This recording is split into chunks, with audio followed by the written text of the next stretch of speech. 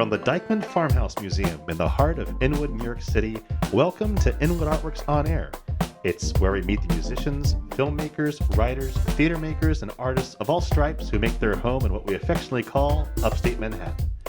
I'm your host, Aaron Sims, and today we're turning our spotlight on filmmaker Carlos Deschamps.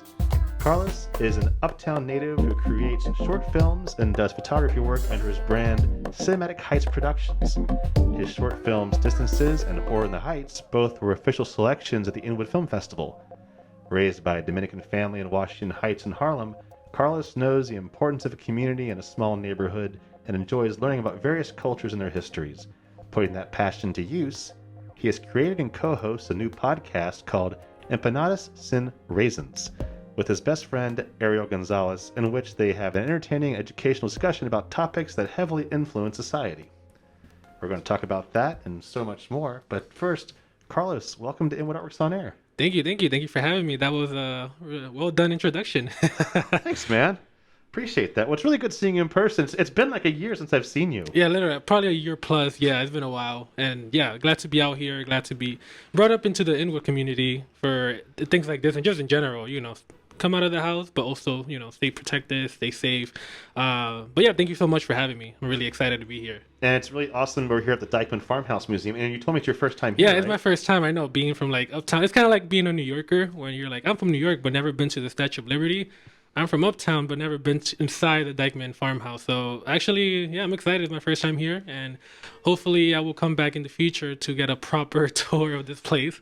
Yeah, they're still working on phasing people in, but I will say this, you can get ticketed when they are open. Just like any other museum in the city, you can get timed tickets to enter and walk through, and they have a really cool art exhibition here right now. If you're watching the video version of the podcast, you can see some of it behind us here, and they will host, they have great history talks here. They're very much about the whole uptown burial ground conversation right now, the slave burial ground that was here. They're getting very involved with the Black Lives Matter movement. And so it's really great to see an institution like Dyckman Farmhouse being very involved in the conversation of town culture. Which is great. And yeah, the farmhouse should expect me to register within the year, hopefully. I think they expect a lot of people to, and I think that's music to their ears. Yes. I think any cultural institution will be glad to have patronage after, man, we're coming out a year. It's been a year since, we'll just say, civil authority kind of put the crackdown on us in New York State. Even though it was a slow roll coming over from China and through Europe and now to us this time last year, it's finally when our electeds told us to stay home. We're staying home. And it's interesting because yesterday at work we had a virtual happy hour to celebrate the 1 year. So we were just talking about like, remember when we were in the office, and it was funny because it was a Friday the 13th, and at my job they were like, let's do a practice of what it would be like to work from home. So bring all your stuff, and next thing you know, Monday came around, and that's when the curfew or working from home came into effect. So we were prepared, but at the same time we weren't, because we just thought it was going to be like a day of practice of working from home. And yeah, then a year later, look at us now, used to it, and hopefully in the fall or in the wintertime, we will probably be going back to the office, at least for some people, most people, with the vaccine rolling out. But yeah, has given me a value experience to just think about, just in general, like just in life in general, to don't waste your time on unnecessary things. Like definitely, I was able to focus more time with my family, was able to do things that probably I wouldn't have done because of work or other stuff, but we were kind of forced to sit back and just adapt to a new situation that I think, in a way, I see as a gift, because I don't see us in the future having another type of situation where we have to work from home, we're stuck at home. So there's a lot of teaching value. I know some people probably agree, and some people probably disagree, but at least personally for me, I rather look at the positive than the negative. Because that's honestly what we can do at this point. But yeah, got to keep head high and keep moving forward. And yeah. And is there any takeaways from this year, looking back in a year? I guess the one takeaway is don't be too hard on yourself. And in terms of like trying to find success, no matter if it's like at work or filmmaking or any other type of situation. Just take the days a day at a time. Take every task a day at a time. There's no reason to rush. There's no reason to be like, oh, I'm not here. I'm looking at my friends and I feel like they're way ahead of me. Like, definitely take your time. Every person's life and the things that they do is based on the how I say it. Yeah, it's like each person's life is different than the other, so you shouldn't compare yourself to other people, life, achievement, success, etc. So yeah, definitely that's something I learned. Just live a day at a time, and don't try to live life in a rush. And readjust your expectations, right? Exactly. I think that's important. I mean, I know I'm guilty of that myself. And I mean, you remember we had the film festival was going to happen this weekend a year ago. Yeah, I We were remember. the first to cancel one of them because of, Columbia, canceled classes Hmm. and so put the kibosh on any kind of activities. And, we have all these wonderful films Yeah. ready to go. And it pains us to say we couldn't have it at the same time as that.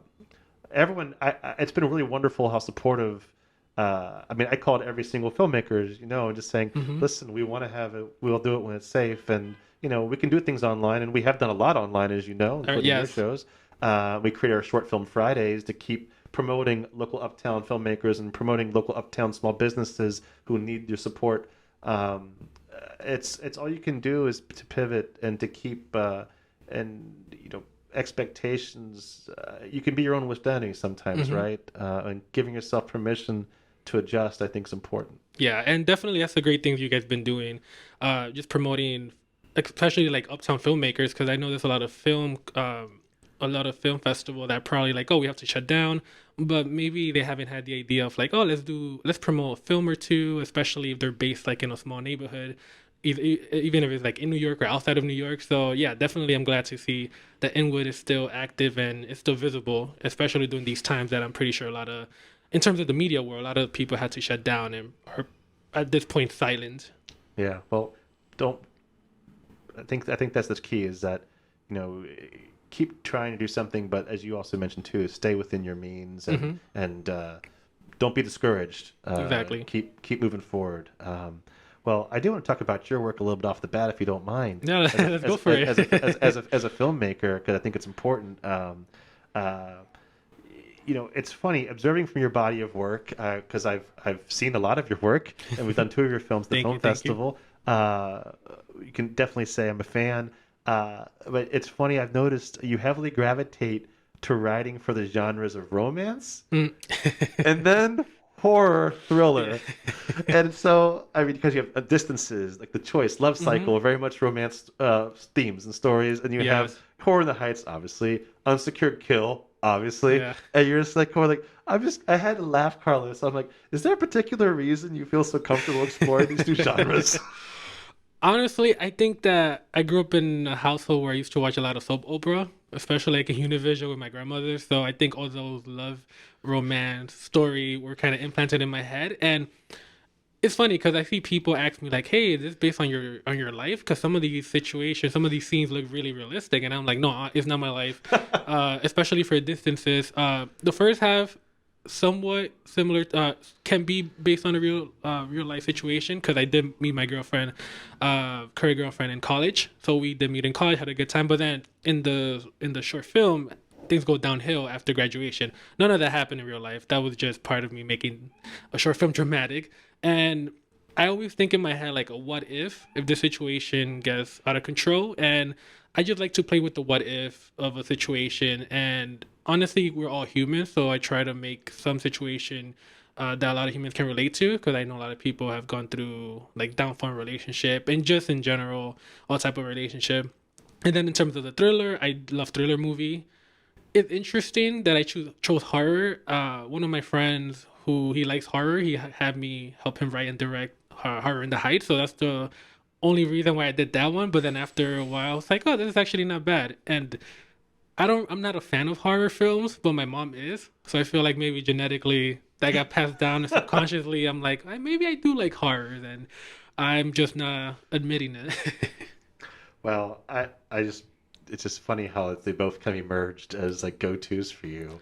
But I think it's great though. Hey, if it works, right? If It you're was comfortable a with it. happy accident. Yeah. Well, and another aspect I appreciate about your artistry is that when you do actually do, you mentioned you wrote Horror in the Heights, or co-wrote, I should say, right? Yes. And but you write the screenplays for most of your films. Yes. And so I think that's really, if anybody's learned anything from COVID, you need to be a self-starter. Hmm. But yours as well predates COVID. And I'm curious, what was your gateway into filmmaking? And was it the medium of cinema, or did you have stories that you were writing that you wanted to, you felt like that was the best medium to tell the story?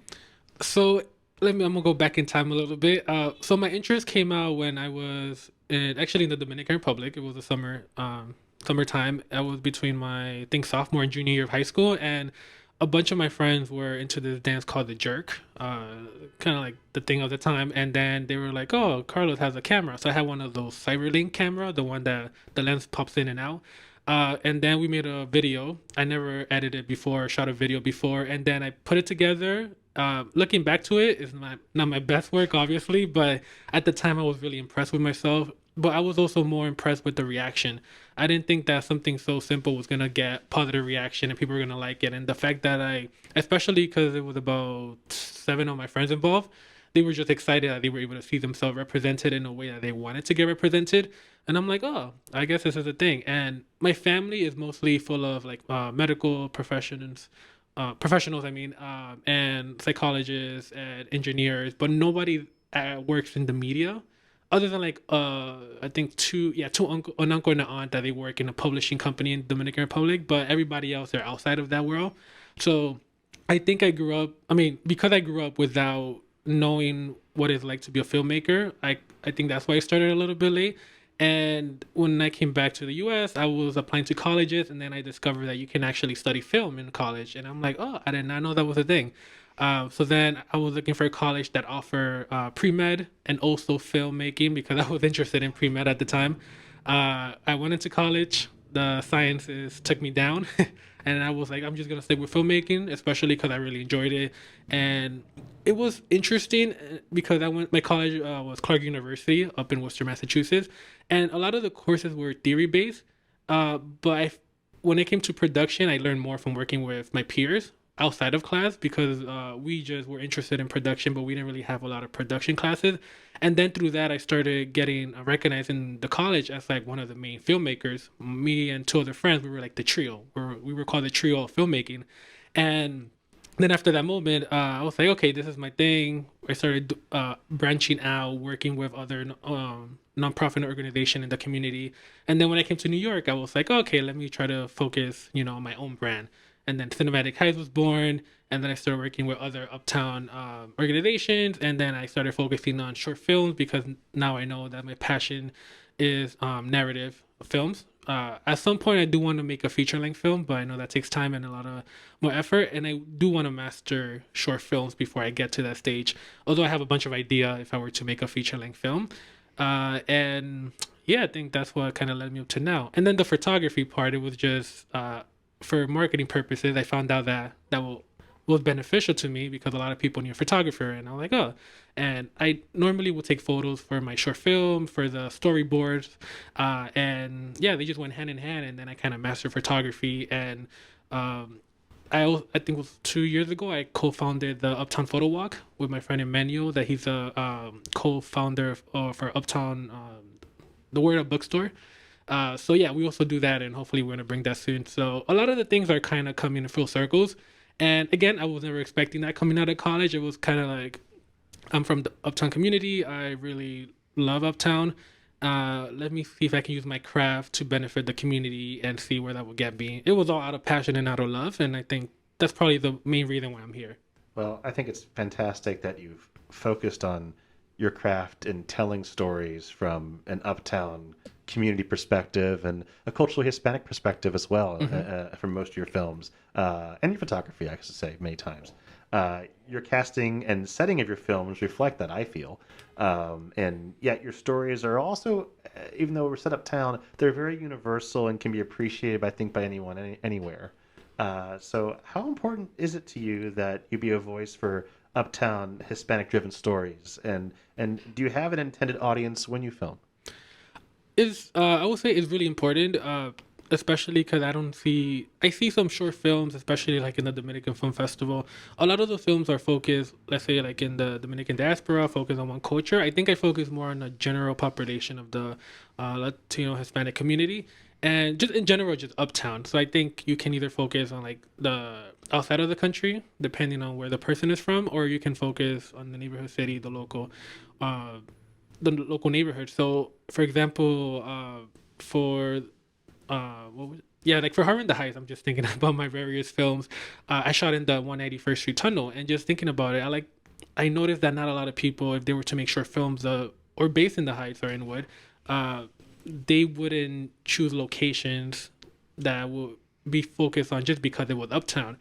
I That's what I try to do. So every time I make a short film, I try to make sure I involve either a shot of the George Washington Bridge or any landmarks, Washington Heights landmark. For example, like I mentioned, the tunnel was an example.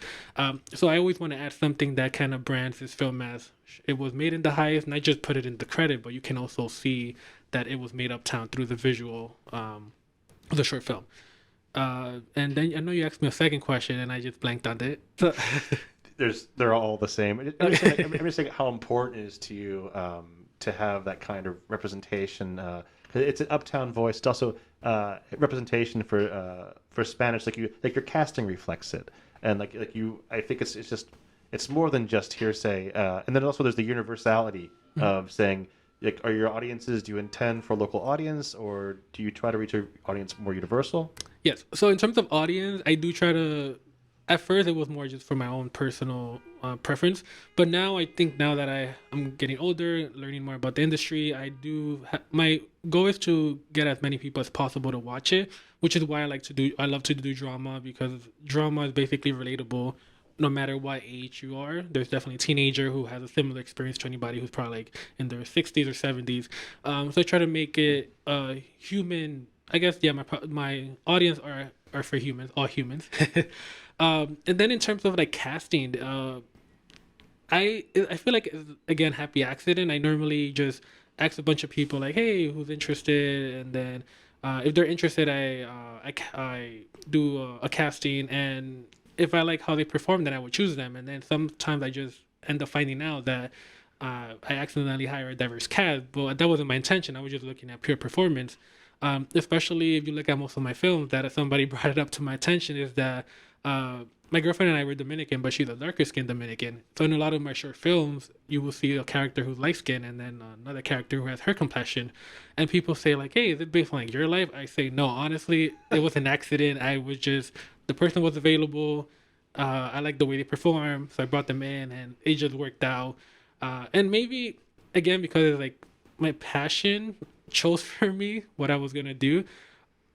Sometimes it's hard to explain, but I'm just literally going on pure passion and the love of what I'm doing, and not to necessarily like, I want to choose them because this character works better, because either their complexion or because their accent or ethnicity was so now. Although I am working on some short films that do require certain accent. Like for example, for a short film that's coming up soon, or I have written, and I'm gonna go into production soon. One of the characters is gonna have a lot of Dominican slang and slogan. So definitely, I want to have somebody of the culture who probably knows it better. But yet again, if somebody of another culture can perform it better than the actual Dominican, which is something similar you see in Hollywood, that somebody from outside can perform really well, I would definitely bring that person in. So yeah, well, it's kind of based on who's available for casting during that time. Sometimes it's all about the stars aligning, right? Exactly. Are they good? Great, but are they available? Yes. Okay, fine. Literally. Sometimes who's available is more important if they're great. And that's the thing about filmmaking, that is unpredictable. Not only when something goes wrong in the scheduling, but just in like casting, the whole process is unpredictable at times. Whole projects, people don't understand. Whole projects are upended because of scheduling. You could have your dream cast ready to go, and then something happens in their life, and you try to change things, the schedule, and it hurts someone else's schedule. Your director of photography is not available. Exactly. It just something. The dominoes just have to fall correctly every time. It is a small miracle, is it not, to create? Like, yeah, that's the fun part of it. That's the exciting part of filmmaking. Just Yeah, and I think that's what I always tell people. If you're interested in filmmaking, you should definitely like be aware that anything can go downhill. So you definitely want to make sure like if you're spending 13 hours on set, if you hate your life, it's not for you. But I've been on set for like 13, 14 hours for an actual professional production years ago, and I was like, at the end of the day, I'm tired, but I'm still like happy to be here. So yeah, definitely, this is something that you have to love in order for you to keep doing it.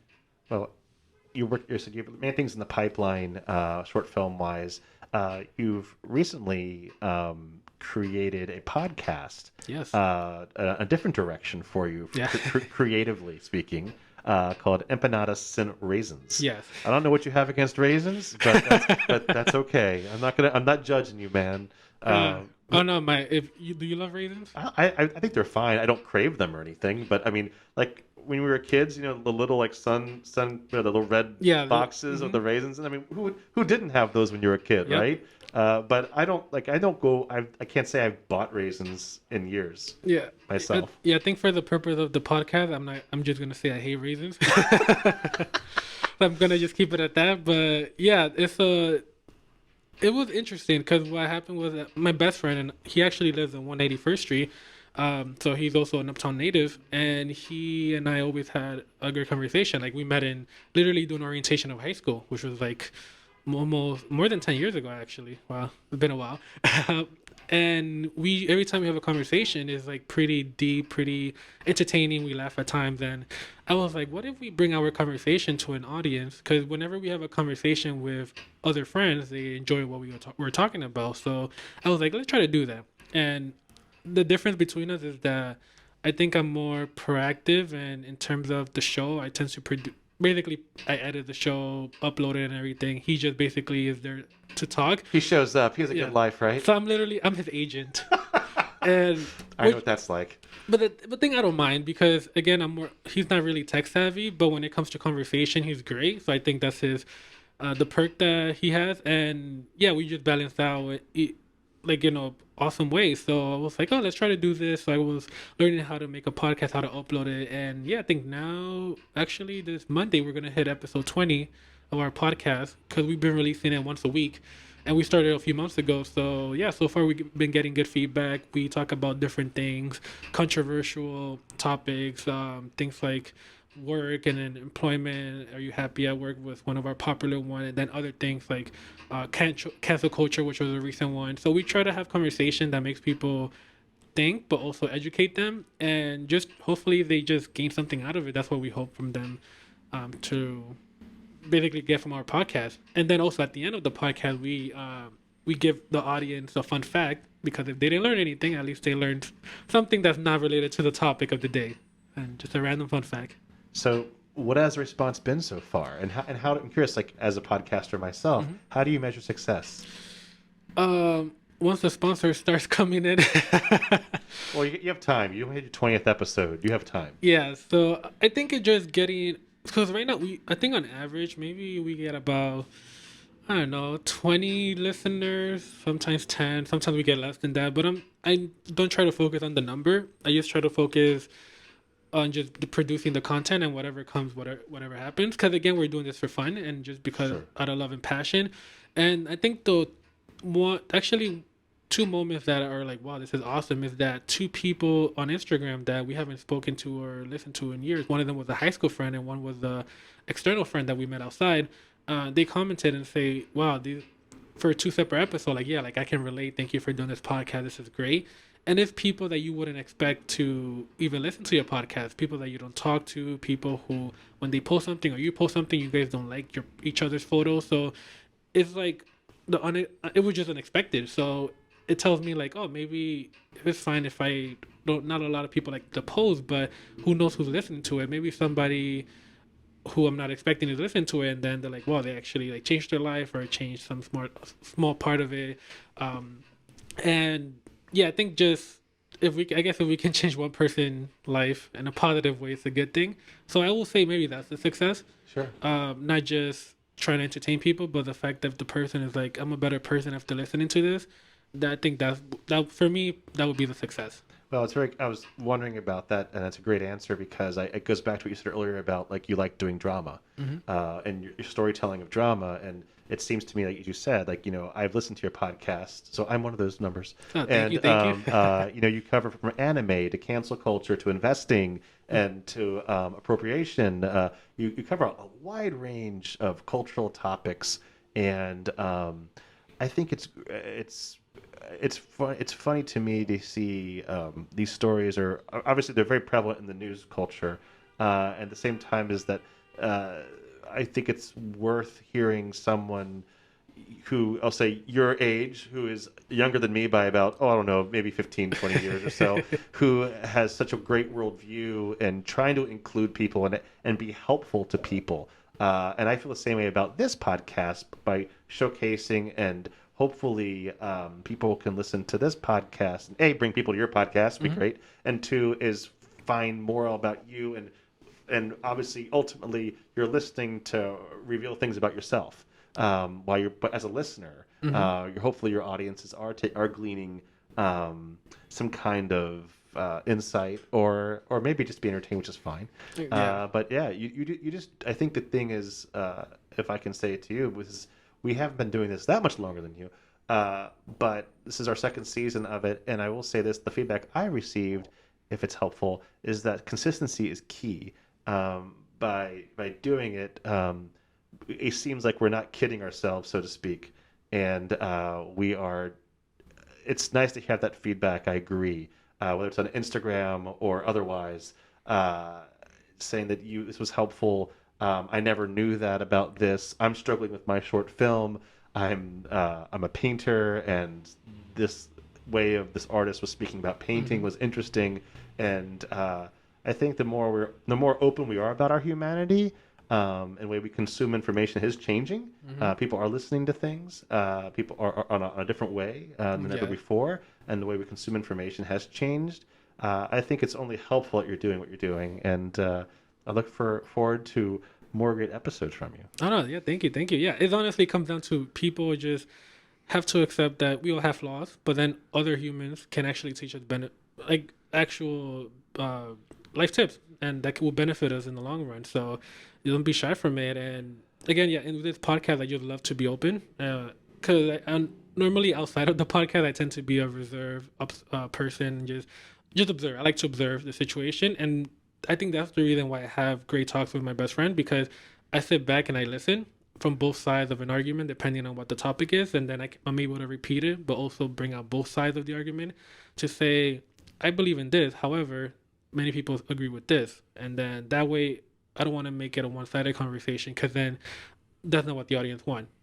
Especially if it comes to politics, for example. So I definitely want to say, this is what I believe in, but other people believe this. This is why I think is wrong. This is why I think is probably good about it, and just keep going on from there. So, yeah, it's a fun thing we're doing, and honestly, we don't know where it's gonna take us, but we're just gonna keep doing it as long as we love it. Well, what advice can you give to emerging writers and podcasters and filmmakers out there who are trying to find their ways in this do-it-yourself culture to create and get their projects going? Honestly, just create. I know it sounds cliche, but it's like one of those things that you're like, oh, I want to be a filmmaker, I want to be a writer, and you can watch a lot of YouTube videos, read a lot of books, but if you ask them like, when was the last time you wrote, or like planted like the seed to start making a script for a short film, they might say, oh, I haven't done it, or it's been like half a year. So maybe instead of doing a lot of research and stuff, just maybe actually start doing the action of whatever you want to do, because then that's how the whole cycle starts. You have to start writing. You got to start writing a short film, because if you keep talking about it, it's not gonna do much. And I know I'm guilty of this, of just talking and not doing anything. But people definitely want to start doing it, and maybe if they have to enforce it, they can say tomorrow or next Monday at 12, or my task for the day is to sit down and write for an hour, or to plan a short film, or organize this or organize that. Just force yourself to do it, because that has helped me in the past, in which I had to actually write a checklist, and I'm like, I can't. No video games for me, no Netflix for me unless I do these tasks. So I had this kind of one of those how do I say it, discipline disciplinary task that I have to do on my and bring it upon myself, because if I have no discipline, then I'm not gonna get where I want to. And especially with COVID, a lot of people are at home, and the temptations of being lazy is there because again, I can relate to it. So yeah, definitely, just if you're gonna do it, instead of saying it, just keep it to yourself, but then try to do a checklist of like, this is my plan for the week. On Monday, I'm going to do this, and that. And again, hold yourself back from doing whatever you love to do, because you have to do what is more important to you, which is writing, filmmaking, etc. Well, Carlos, it's been such a pleasure speaking with you. I'm really curious to see how this podcast is going to inform your filmmaking with all these different life experiences and the balance you're finding in these conversations, and how you're going to bring it back to your art too, because I think it's really neat. I think it is. I think it's really exciting to see how conversations are being created, and how you draw from life into your work, and I think that's going to be really informative to your work coming forward, particularly your feature films. Yeah, yeah, definitely. Thank you again for having me here, and yeah, I'm looking forward again, because I feel like a lot of the rewards that I see for my projects, it tends to be just a surprise, which I love surprises, and yeah, so I'm just sit down doing out of passion, and I feel like, again, telling people if they want to do something, just do it out of passion, and don't think about like, I'm doing this to be famous, I'm trying to do this to win this. Just most of the, at least personally, when I focus on a project and it was passion based, it does way better than projects that I focus on success based. So yeah, do it as a passion, and because I feel like passion, the drive of passion is stronger than the drive for success. Well, folks, follow your passion, and the words of Polonius to Laertes and Hamlet, to thine own self be true, right? Keep it going. Exactly. Very good. Well, Carlos, thanks again for coming in today. Is there a place that people can follow Cinematic Heights Productions and all you have going on? Yes, they can follow me on Instagram, Cinematic Heights, and I also have a website. But yeah, definitely Instagram is my number one place to that I'm at. So you can message me if you have any questions in regards to filmmaking, photography, any projects, whatever. And basically, it links to my personal profile, which I just put my photos plus food because I just love to eat. And yeah, and my website is there. So yeah, Cinematic Heights on Instagram is a place you should go. And where is the podcast found? The podcast can be found on SoundCloud, Google Play, Spotify, Apple Podcasts. Those are the main four. And yeah, just search Empanadas Sin Raisins. I actually checked, and there's no Empanadas podcast anywhere. So hopefully you should see it. A purple square with 2 raisins and empanada. Search engines are wonderful things to maximize. So Exactly. If you could be the one Empanadas podcast, God bless you. For real. Well, thanks again, Carlos, for joining me here on this Artist Spotlight episode of Inwood Artworks On Air. It's where we meet the musicians, filmmakers, writers, theater makers, and artists of all stripes who make their homes here in Upper Manhattan. If you have a moment, listener, please show us some love right now by rating and reviewing this podcast on Apple Podcasts, because it really does help. You guys should do that for yours too. We should do that. See, I'm learning new things. There you go. And many thanks again to Dyckman Farmhouse Museum here in Inwood for hosting us, and to HeightSites.com for local uptown promotional support. Be sure to follow us on social media at Inwood Artworks, and keep up with all that we do, which includes the Inwood Film Festival, Filmworks Al Fresco, pop-up art galleries, live performances, and so much more. You can support On Air and all of our free programming by making a tax-free donation at inwoodartworks.nyc/donate. Inwood Artworks On Air is made possible with funding from the NYC Company Foundation, with support from Manhattan Borough President Gale Brewer, and the NYSCA Electronic Media Film Grant Program in partnership with Wave Farm Media Arts Assistance Fund, and the support of Governor Andrew Cuomo and the New York State Legislature. From the top of Manhattan at the bottom of our hearts, thank you so much for tuning in today from the Dyckman Farmhouse. This is Aaron Sims for Inwood Artworks On Air.